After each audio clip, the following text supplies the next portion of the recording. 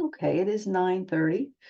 Good morning, everyone, and welcome to today's webinar on drainage remediation. We're going to pick some selective topics to look at. This is a very broad topic, so we're going to try to narrow it down, and I'm going to try to give you some general pointers today on how to identify certain types of deficiencies and what to do about them. My name is Melissa Rubel, and I'm an engineer with Kipcon. My specialty is my area of expertise is site work. So anything that is not the building. I do some work with building envelopes as well, but site work is my specialty. So I've been with Kipcon for um, almost 15 years now. I'm a licensed engineer in the state of New Jersey. So I do quite a bit of this type of work, and I see a broad variety of different types of deficiencies and prepare specifications for remediation for them. So our webinar today is being recorded. At one point, I will give you a keyword, super secret password for the CEU continuing education units for this particular course. So again, drainage deficiencies can be a very broad topic, but I'm going to just pick a couple of different types of issues that I see that are very, very common that come up again and again. One is standing water. So we'll talk about the criteria for when you see water, when you should be concerned and when not particularly concerned yet. So we'll talk about that a little bit. Seepage is another type of deficiency where water isn't on top of the ground, but there's some sort of hydrostatic pressure underneath the ground for one reason or another that's pushing water up onto the surface of the ground, and it's pooling and running. Erosion, the force of surface water running over the surface of the ground can cause a lot of damage if it's concentrated flow. Flooding, this is a big, big issue. I probably deal with several different clients a week that are concerned about flooding in their communities. And flooding can happen for a variety of reasons. And we'll talk about that a little bit as well. Poorly functioning stormwater basins. This is another topic that comes up again and again. This type of issue can be the result of a variety of conditions. It's not always a one-size-fits-all solution. Open voids is another. It's not really a drainage problem where there's standing water, but it is a concern because these type of voids can sometimes occur next to a stormwater structure. I don't really cover the topic of open voids in this webinar, so I'll just talk a little bit about them here. So these would be depressions. Oftentimes you'll see it in the roadways that might open up next to a storm grate in the roadway. This particular one, you could see it's in a lawn area. So this can be the result, again, of a variety of conditions. But sometimes it's important to note that when, especially in newer communities, they're 10 years old or so, 15 years old, and you start to see some depressions around the stormwater catch basins. Oftentimes this can be related to soil consolidation issues. So when they construct something new, they're going through and they're filling and they're grading the site, and they go through and they compact. And when there are stormwater structures, some of the around those structures, they can't use machinery to compact. So they oftentimes will end up having to use handheld types of machinery that don't quite compact. They compact as well as possible, but not quite as well as the larger machinery in the larger site. So you get this difference in soil consolidation. And oftentimes, even though the contractor may be doing the best job they can in compacting around these structures, the soil still over time will consolidate, and you'll get these depressions around around the catch basins. So sometimes that can cause voids to open up. Other reasons voids can open up is that there's damage. There might be a damaged pipe. In this particular case, this was a damaged pipe connection, and the soil was actually falling into the damaged connection and caused this void to open up here in the lawn.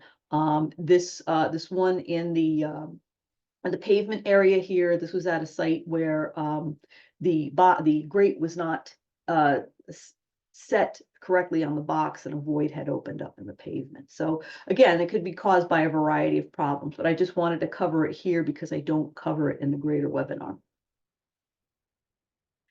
Another type of drainage problem are groundwater related problems. So we'll see there's a difference between surface water and groundwater. So even though you don't see water particularly sitting on the surface or running over the surface, there can be problems that are related to groundwater, that the water within the ground that's always there pretty much in most places in New Jersey can find its way either into basements, or it can when it freezes, if there's a high groundwater table and it freezes, it can cause pavement cracking, such as you see on this tennis court here. So a lot of clients that call, they have already been in conversation, not always, but they have already been in conversation with either a landscaper or a bunch of contractors that gave them a bunch of different ideas about what they can do. And they might be great ideas, or they might buy them some time if they're looking for an economical solution.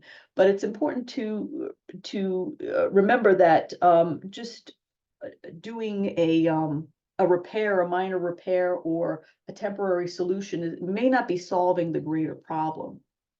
So sometimes it's not possible. It might be the thought of someone to put in a drain or some extra pipe, or to put something that will rise above the water, like stone fill. And while these may take the water out of your line of sight temporarily, you may not be solving the greater problem that's causing that, and it might become a larger problem in the future.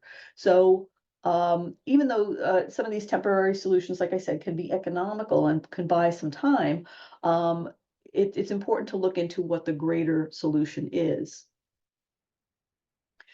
So as I mentioned, drainage problems can occur for many different reasons, and oftentimes similar looking problems have different solutions. So, and as I mentioned, short-term repairs do not provide long-term solutions. So in our approach to remediating drainage problems, engineers will take a step-by-step approach, and this is the general outline for everything from the first phone call about a potential problem right through toward remediating the problem. So first and foremost, a visual evaluation is important. We'll talk about that a little bit. Testing may be required, not always, but testing may be required in some cases to determine if what the problem is, so that it could be repaired correctly. And then, just so that you can get consistent bids from contractors, it's important to have specifications drafted up for the repairs. And there's a whole bid package that would include contract drawings and a project manual with a bid form.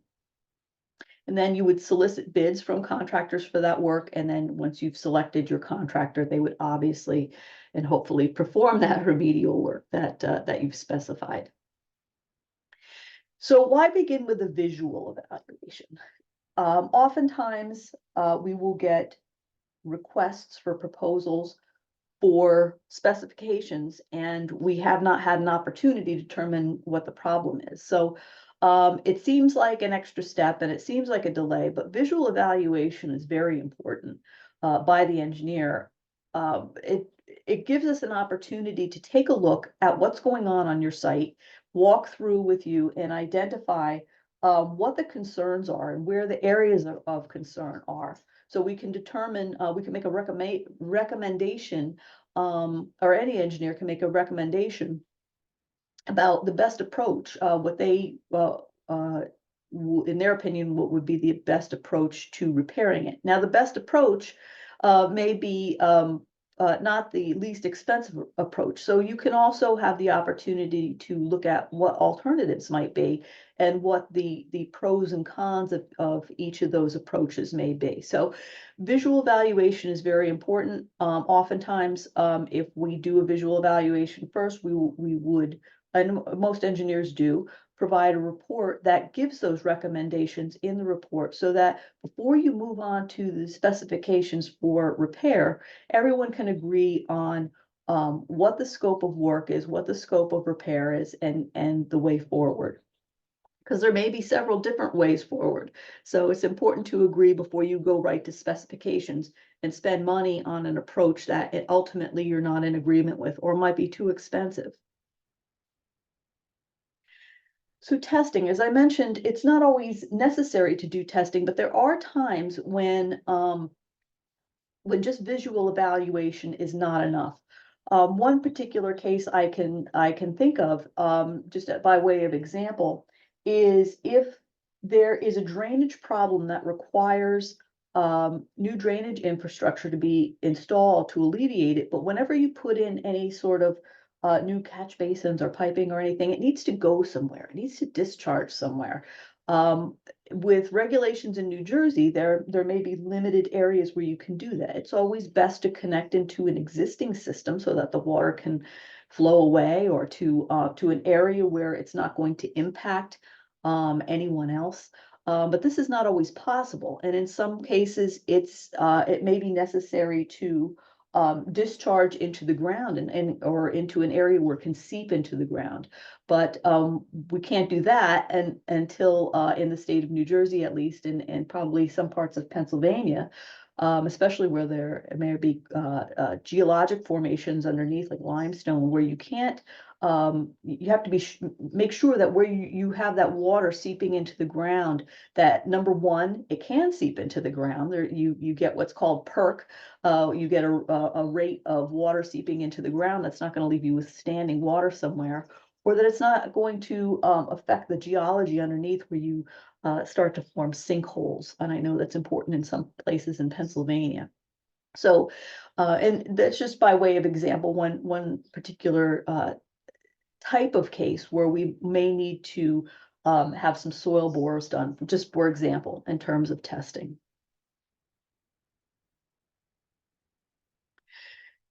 And then once we've done the visual evaluation and some potential testing, we can go ahead and prepare the specifications. I am a strong proponent of specifications, not just because I'm an engineer, but because I know that it gives you a basis to present a scope of work to all your contractors. You can go out to, any number of contractors, and without specifications, every contractor will come back with a different type of scope of repair, a different opinion on what needs to be done, and different pricing. And oftentimes, associations will call me up and they'll say, "Can you look at these 5 proposals from all these different contractors and tell me what we should do?" So in that case, we haven't had the benefit of a visual evaluation or any testing that might be necessary. And there's also, I don't know what the basis for the contractor's decisions on what the scopes of work are or what the basis of their costs are.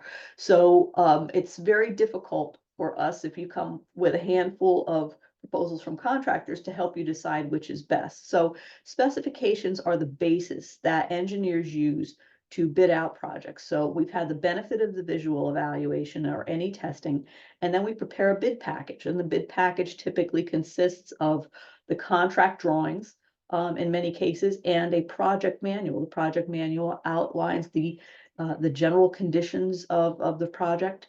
The contract drawings have the technical uh, uh, specifications for the project, and but in the project manual is also a bid form. There's a uniform bidding basis for every contractor that has the scope of the base project. Those are the base costs, or what you need to get done on a project, and then also unit costs, because anytime you do construction, there are always the potential for unforeseen conditions that add to the costs of the project. And it's good to know, if you can, what those costs may be upfront. So we also ask for, in that bid form, unit pricing for unforeseen conditions that typically arise on the type of projects we're doing.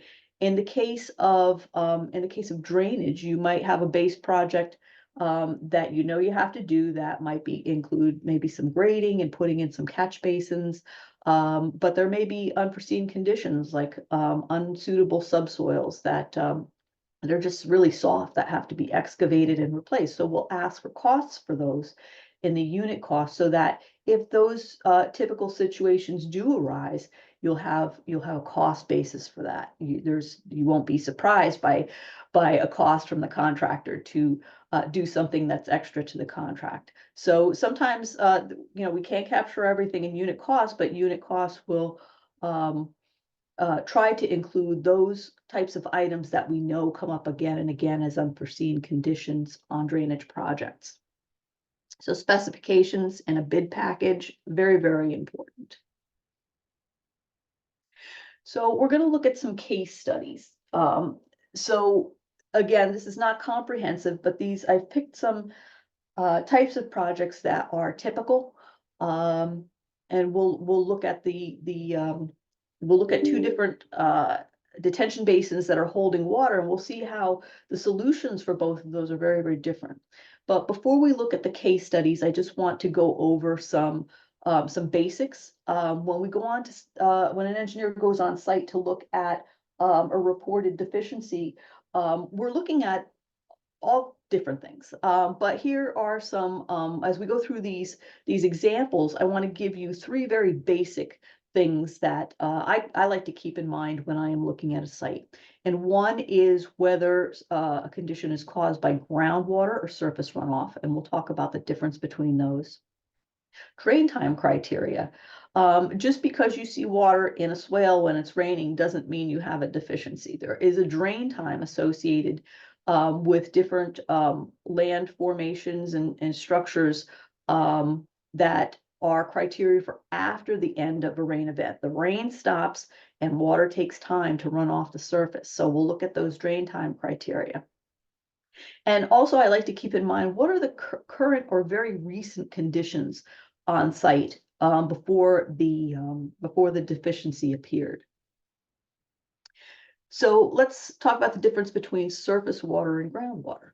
So groundwater is always present, and it varies in its level below ground where you might encounter it. So if you're standing on the surface of the ground and you dig a hole somewhere in a low-lying area in the spring, you will probably encounter groundwater very, very quickly.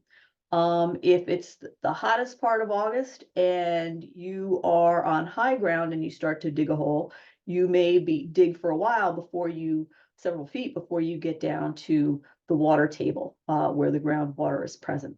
So as you can see in this diagram here, you have an unsaturated zone of soil and you have a saturated zone. That's where the groundwater is present. You can see it's sort of analogous to where you see surface water. You might be standing next to a pond or a creek that's flowing. So it's sort of like that surface water, except it is within the voids within the soil.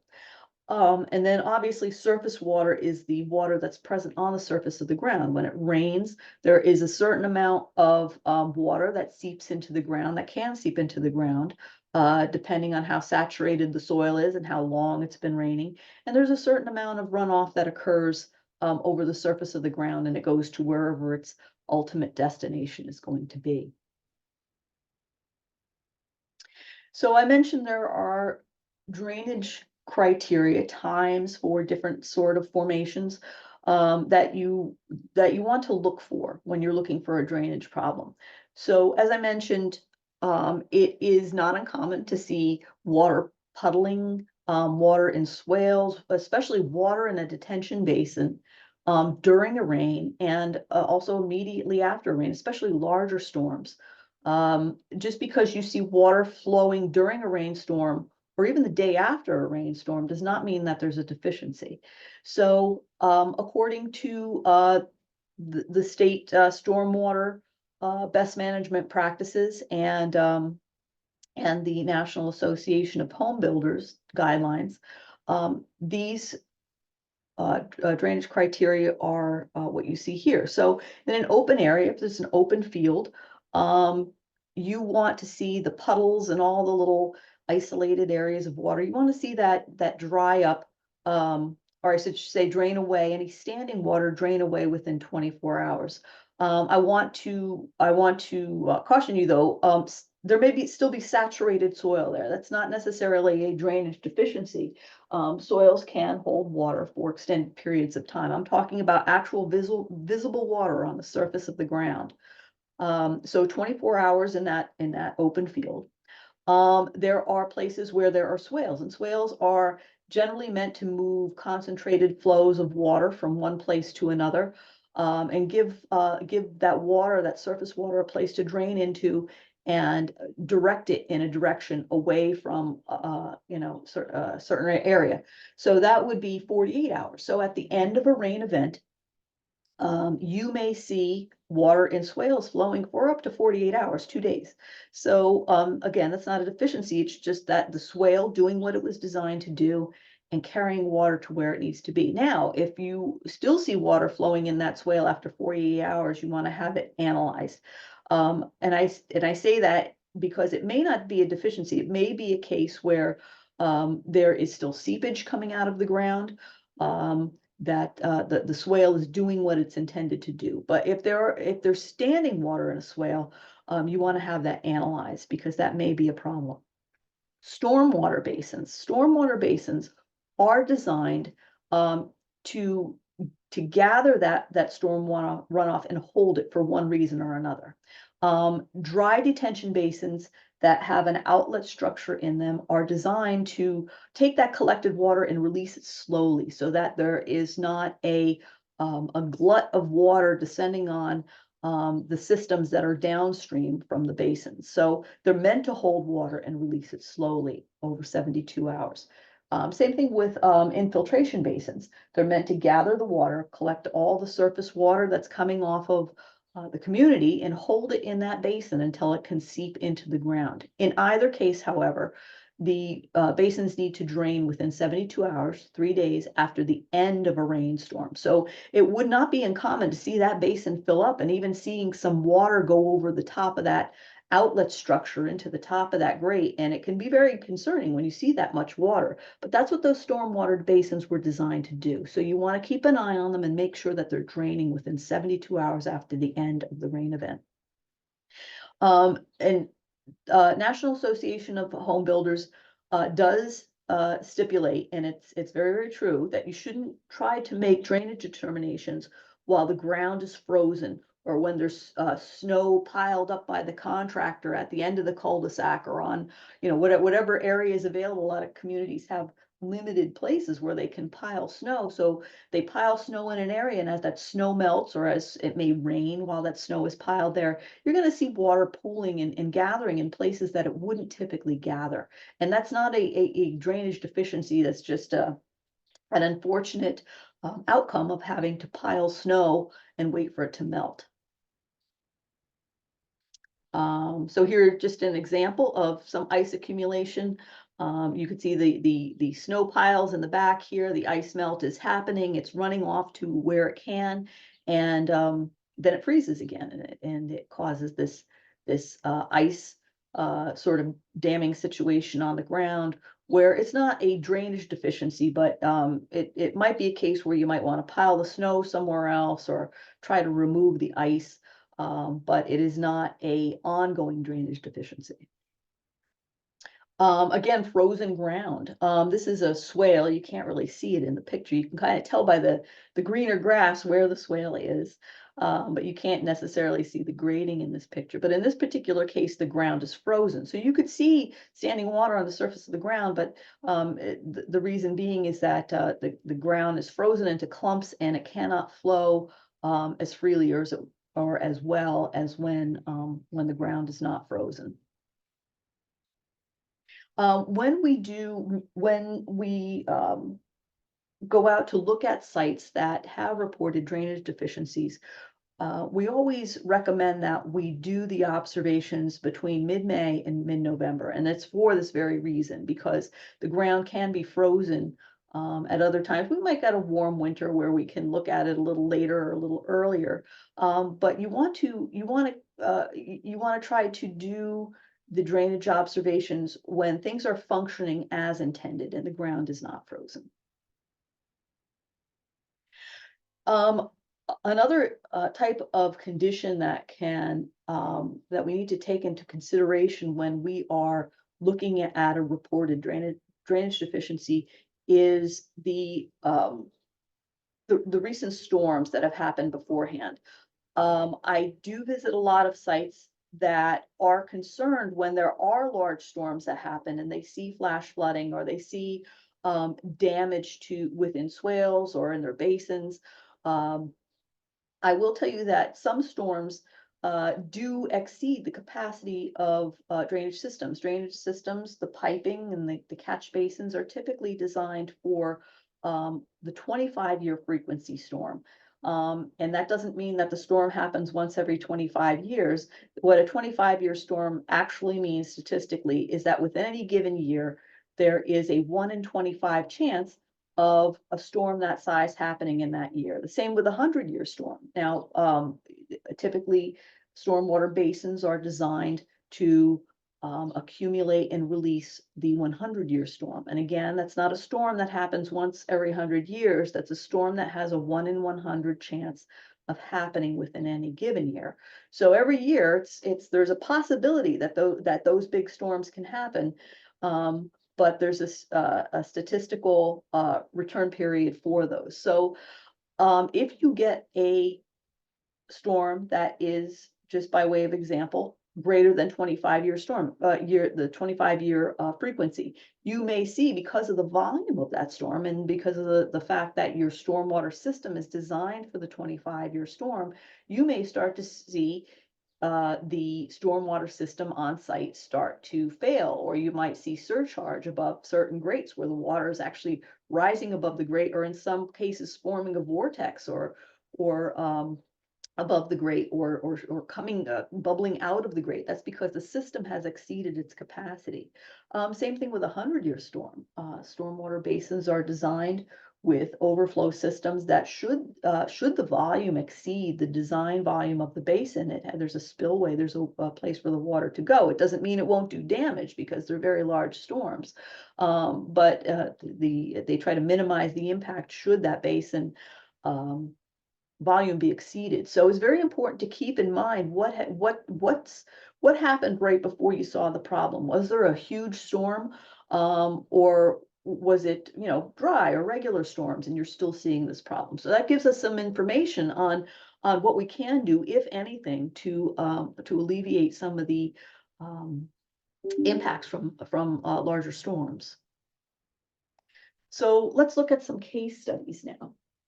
So we're going to look at 3 different case studies, and the first 2 have to do with 2 different standing water conditions in basins, and the last one has to do with a different type of standing water condition. So again, as we go through these case studies, let's keep those 3 criteria that I just pointed out and discussed in mind. Groundwater, is it groundwater or is it surface runoff?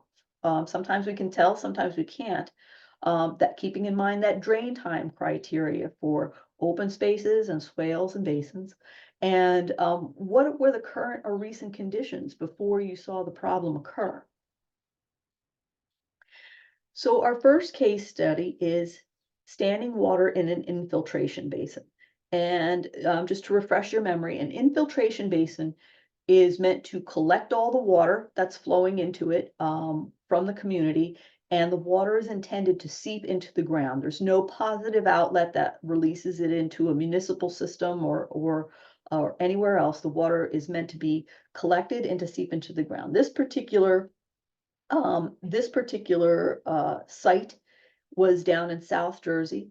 The soil was sandy soil, for the most part, was sandy soil. And there were 5 large basins in the community. This particular basin, all the other basins drained. This particular basin just refused to drain, would not drain. So you could see the algae growing. So you could tell that this water was standing there for quite a while. That was allowed to be there for so long that it developed an algal bloom in it, which is an indication that the water has been there for a while and has been warmed by the sun, and it hasn't been going anywhere. So using our 3 criteria, is it groundwater or is it surface runoff? And this one we couldn't determine visually, because if you look at this, oops, we can't really tell if this is water that has come up from the ground or has come into the basin. You can see everything's very dry. Hadn't really rained in a while, so we didn't know if this was just surface water that accumulated here during a storm and just stood here, or if this was water that came up from the ground. So we couldn't tell. The drain time criteria, it's a basin, so it needs to it needs to drain within 72 hours. It clearly has been here for more than 72 hours. And just based on weather information and conversations with the property manager and the association, the current conditions were typical. There were no large storms or anything like that. It was just in the course of functioning, just would not drain.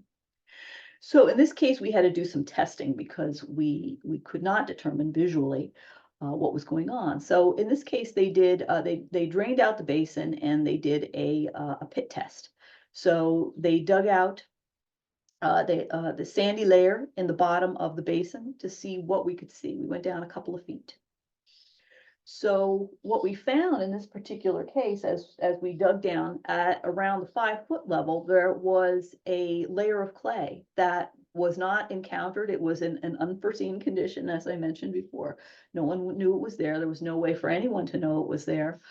Even the soil borings that were done as part of the design for this basin did not, if you looked at the data for it, did not reveal this lens layer that was in there. It was an isolated area that was not allowing the water to drain. So in the top left corner picture there, you could see the sandy soil. And if you squeeze it, it does not mold together. It feels like sand at the beach, probably with some other soil material in it, and it's very porous, so the water would go right through and drain through that.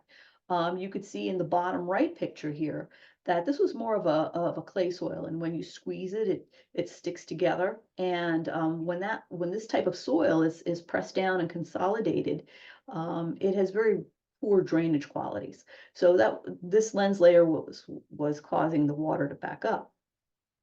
So here's our basin down here that was having the problem.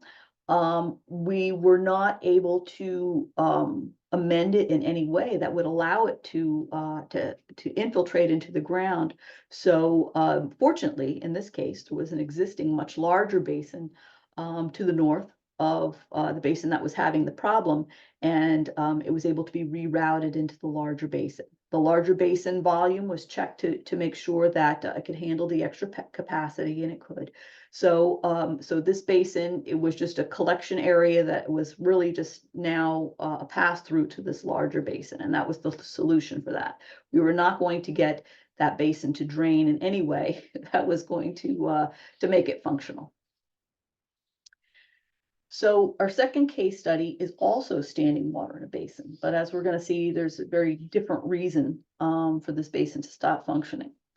So again, looking at our 3 criteria, groundwater versus surface water. So we determined this particular problem to be caused by standing surface water. So the water was collected and flowed into this basin, and we know that because this is very, very sandy soil. This is a community that is down by the beach in New Jersey, and the soil is just sand. So sand drains very, very well, and the community reported that this basin, which is I think several decades old at this point, had always functioned very well until recently, until several years before there was a storm. There was a storm that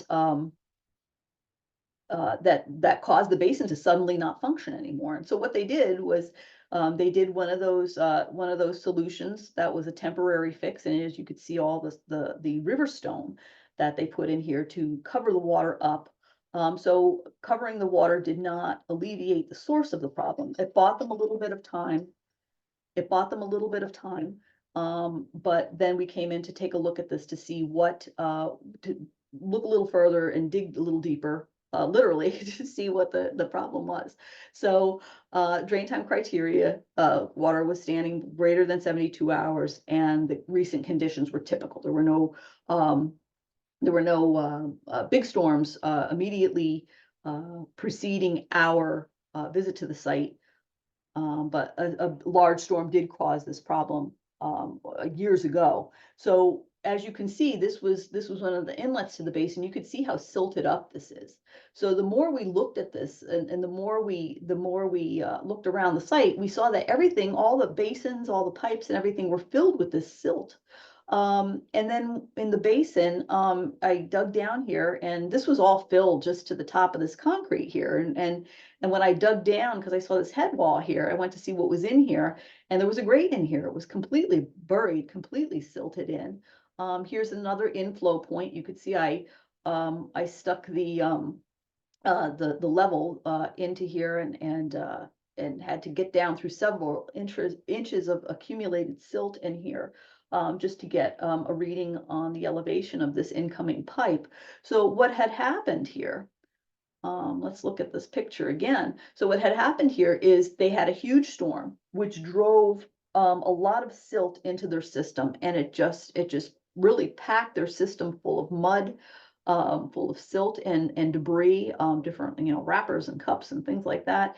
And it came into the basin, and it filled in their basin with silt that was virtually impenetrable, and filled it up, and the basin was no longer functional. So in this case, we did specifications, and they needed to clean out the basin. They needed to excavate everything. You could see that here's the grate where we had to dig down to find it. It's now all cleaned out. It's beautiful. They jet cleaned all the pipes out, cleaned all the silt out of the pipes, and they put in. This is still a basin here, and again, you can't see it in the picture, but this is graded as a basin. It looks flat, but it is not. There's a depression in the ground. And then this is a low flow channel that they put in, that is actually I think it's about 3 feet deep, that gets them, and it's filter fabric wrapped and stone in here, to get them back down to that sand layer. So everything started draining very well again after this remediation. So again, comparing it to our first case study, where there was a lens layer in there that was several feet down, that was not allowing the water through. This was caused by surface water. The surface water from a previous storm had carried tons of silt into the system and just gummed up everything. And so they had to clean this out, and now it works well. Case study 3, and I will give you the super secret password at this point, is Mother's Day. So don't forget, Mother's Day is coming up. So that is our super secret password for today, is Mother's Day. So case study number 3, this is a non-functioning swale. So in this case, thinking of our 3 criteria again, we determined that this was not a groundwater condition. This is standing surface water for a swale. Anything greater than 48 hours standing in a swale is a deficiency. And the very recent conditions were that right before they noticed this happening, there was a record storm. There was a very large storm that came through, and not only in this swale, but behind these houses here was several hundred feet of swale that was also receiving runoff from a wetland area that was building up after the storm as well, and limiting the capacity of that swale. So we did visual observations for this to determine where the problems were, and we did some field measurements to help us figure out that what was happening was not only were the wetlands in back of this community contributing a large amount of water during storms, but also that the bottoms of these the swales areas had been damaged by the prior storm, and they were not flowing. There was a lot of silt buildup in these swales, and the grade in the bottom of the swales was damaged. So you could see that this fence here is the limit of their property, and you could see the swale extends onto the neighboring property. There was not anything that we could do about that because it was not the association's property, but to the extent that we could, we did some improvements on the property. That was our client. So we did a redesign of the stormwater piping and discharge. We in some cases we got rid of the swale and put in some drainage structures. We had the space to do that, and we had the pitch to be able to do that. We don't always have that luxury, but in this case we did, thankfully.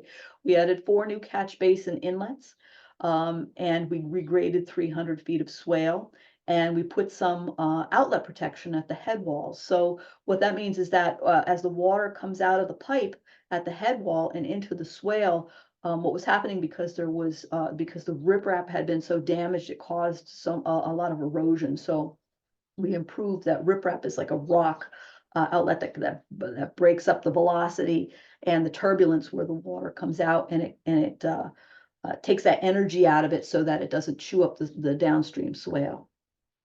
So here they are constructing the improvements. You could see that this is a messy operation, and it's always good whenever you're doing a construction project to let the residents know, because residents, and rightfully so, it's their home, can be upset by construction, how messy it is and how dusty it is.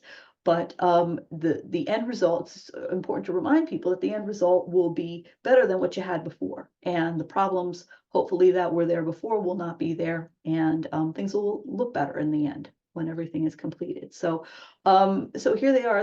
They're digging a trench to put in this pipe.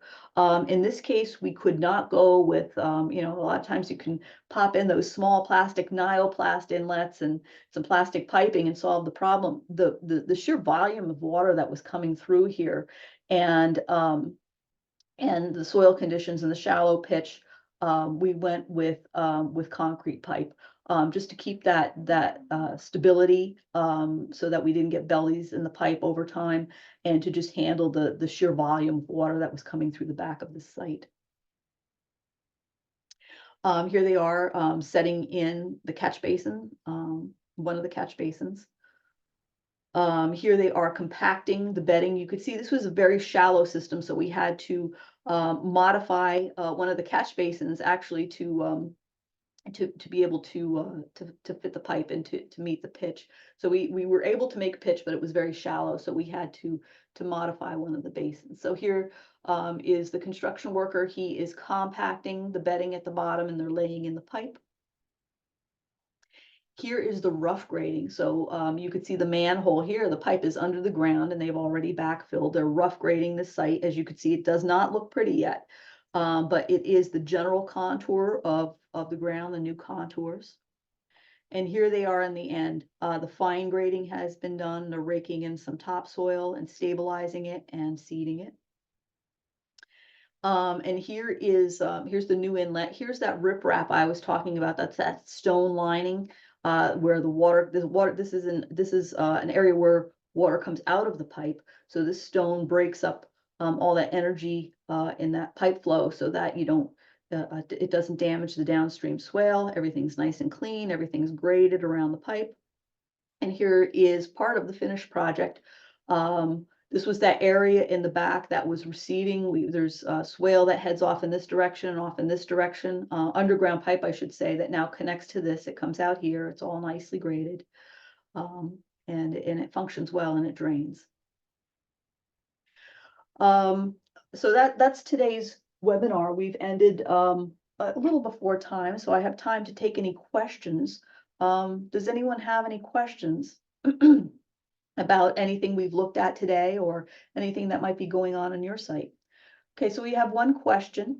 Would Kipcon be able to include recommendations or sources of information regarding laws surrounding the dispersion of water from an adjoining property that overwhelms and damages water drainage system of neighbor property within a normal report. Yes, we do look at that. If you suspect that you are having an issue again, looking at our approach, we would recommend visual observation first, in a walkthrough with a representative of the owner to see what's going on the site, and we can look at if there are any applicable stormwater regulations that apply, and we can address that in a report.